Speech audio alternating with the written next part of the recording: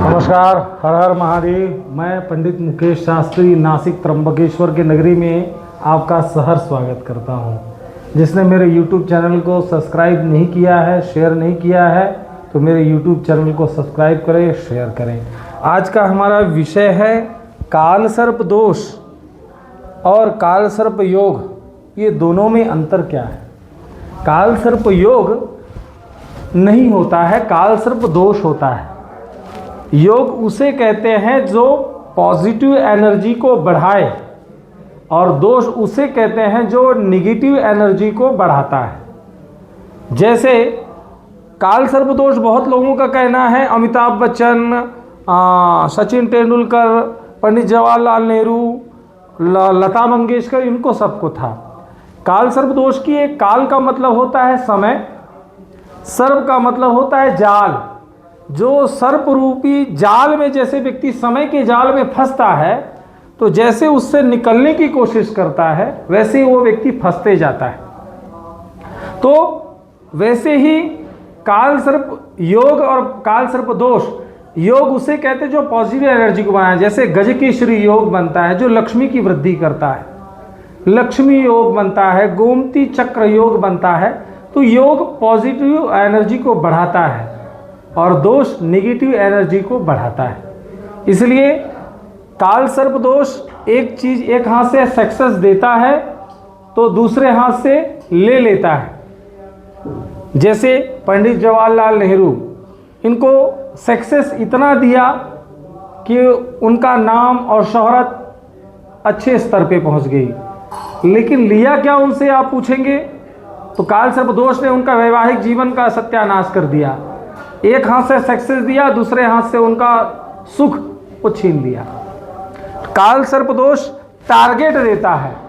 जैसे किसी को तन की भूख होती है, किसी को मन की भूख होती है, किसी को धन की भूख होती है। एक प्रकार का नशा देता है। इसलिए काल के चक्र में व्यक्ति फंसते जाता है।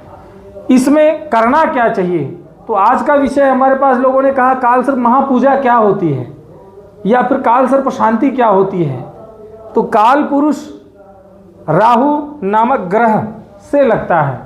जैसे प्रत्येक ग्रहों का अधिदेवता प्रत्यय देवता है। सूर्य का ईश्वर और अग्नि, चंद्रमा का उमा और आप, मंगल का स्कंद और पृथ्वी, बुध का विष्णु और नारायण, गुरु का ब्रह्म और इंद्र, शुक्र का इंद्र और इंद्रायणी, शनि की यम और प्रजापति, राहु का काल और सर्प, इसलिए शॉर्ट नेम कहा जाता है काल सर्प, केतु का चित्रगुप्त ब्रह्म, शनि का यम और प्रजापति। ऐसे नवग्रह होते हैं। ये 9 महामंत्री हैं। इन्हीं के कारण पत्रिका में काल सर्प, चांडाल योग, विष योग, ग्रहण दोष, पितृदोष, ये सब नाना प्रकार के लगते हैं। इसलिए काल सर्प महापूजा में होना क्या चाहिए? तो राहु का सर्वप्रथम जप होना चाहिए। आपकी सामर्थ्यता है तो कम से कम 4 गुना करो, नहीं है सिंगल जप संख्या करो। जिसकी जप संख्या 18,000 है, केतु की जप संख्या 17,000 है, इनका जप करवाइए और फिर काल सर्प की नाग प्रतिष्ठा करिए, जिससे वह दोष समूल निवारण हो जाता है।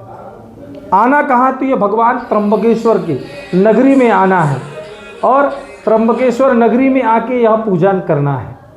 गोदावरी महाभागे महापातक नाशिनी, धर्मार्थ काम मोक्षाणाम।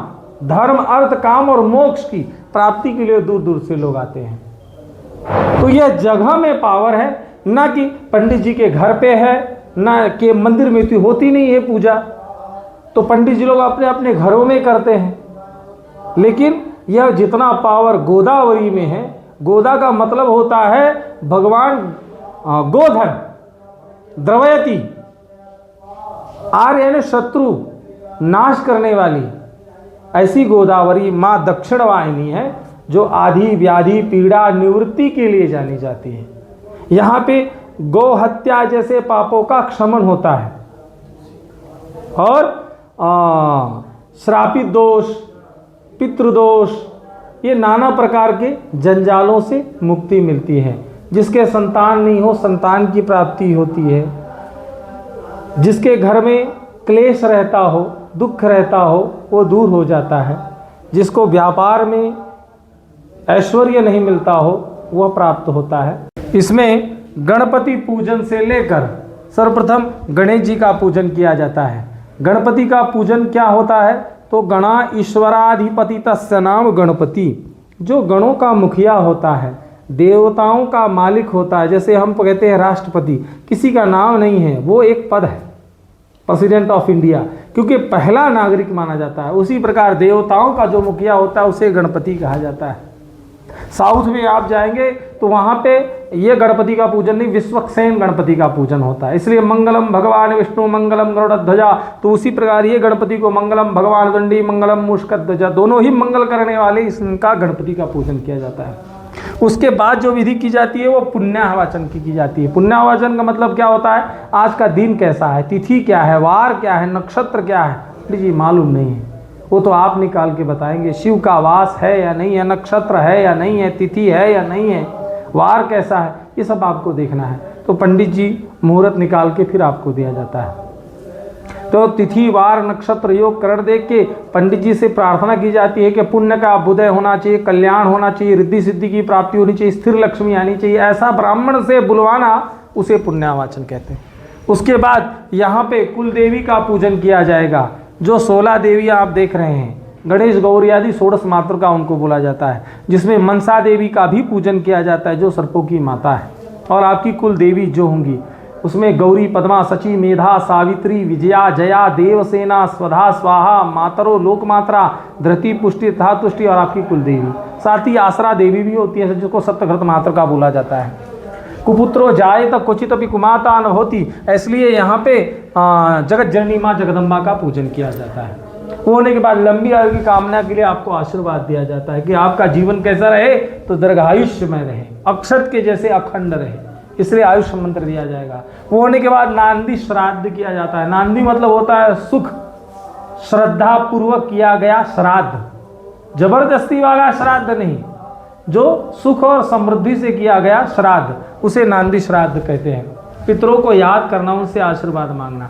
वो होने के बाद अष्टदलों के ऊपर भगवान विराजमान काल सर्प जिनको कहा जाता है, जिसके नाग देवता होते हैं। अधिष्ठात्र देवता तो देवाधिदेव महादेव है, जिसमें राहु, काल, सर्प और नाग प्रतिष्ठा की जाती है युग के अनुरूप, जिस युग में चलती रहे। इसलिए लोग कहते हैं हर साल करना, आप शांति करोगे तो हर साल आकर करना पड़ेगा। नाग प्रतिष्ठा करिए, जो शास्त्र कहता है, राहु का जप करके, केतु का जप करके आप करिए, तो जिससे वह समूल निवारण हो जाता है। अब नहीं है परिस्थिति, इसलिए पंडित जी के पास ऑप्शन पूछ रहे हैं, इसलिए पंडित जी कहते हैं काल सर्प शांति कर लो, काल सर्प महापूजा कर लो, ये सब बताया जाता है। इसलिए उस मूर्ति का प्राण प्रतिष्ठा किया जाएगा। उसके बाद आदित्य आदि नवग्रहों का पूजन किया जाएगा। नवग्रह ये 9 महामंत्री हैं, जैसे मैंने आपको बताया। प्रत्येक ग्रह का रूप रंग अलग अलग होता है, स्वभाव अलग होता है, भाव अलग अलग होता है। सूर्य से लेकर राहु केतु पर्यंत ऐसे ये नवग्रह हैं। इसके अगले वीडियो में हम बताएंगे कि नवग्रहों का फल क्या होता है। और उसके बाद देवाधिदेव महादेव का पूजन, क्योंकि अंतिम रुद्र पूजन कहा जाता है, क्योंकि उनके बाद किसी की पूजा होती नहीं है, इसलिए महादेव का पूजन किया जाएगा। उसके बाद अभिषेक आदि किया जाता है।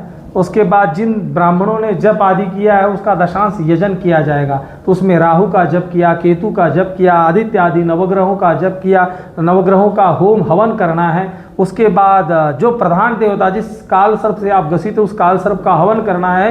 आपकी विशेष आहुति दी जाएगी, क्षेत्रपाल निकाला जाएगा, पूर्णाहुति दी जाएगी, आशीर्वाद दिया जाएगा, क्रिया खत्म हो जाएगी।